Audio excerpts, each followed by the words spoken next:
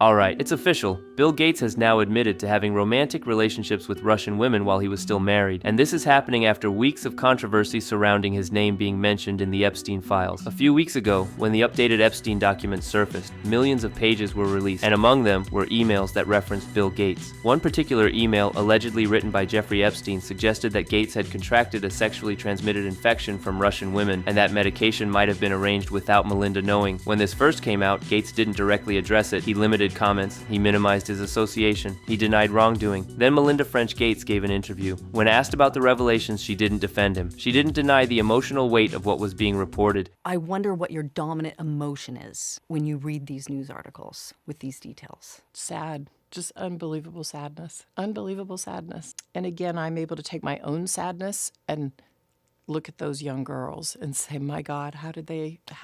And so for me, it's just sadness. Sadness for, I left my marriage. I had to leave my marriage. I wanted to leave my marriage. I had to leave the fact. She simply described it as unbelievable sadness. That response alone spoke volumes. Now Bill Gates has officially admitted that he had 2 romantic affairs with Russian women during his marriage. One reportedly met at a bridge event, and another through professional circles. He also admitted to flying on a private jet with Jeffrey Epstein and spending time with him, though he insists he never participated in any criminal activity and never interacted with victims. His exact stance is clear. I did nothing illegal, I saw nothing illegal. But here's where the tension lies. Gates says he first met Epstein in 2011, after Epstein had already been convicted for serious crimes involving minors. So the real question people are asking is, why continue associating with someone like that? Especially when, according to reports, Melinda had expressed concerns about Epstein long before all of this exploded publicly. For years, Gates downplayed how close he was to Epstein. Now, after mounting pressure, not from Twitter, but reportedly from people connected to his foundation and inner circle,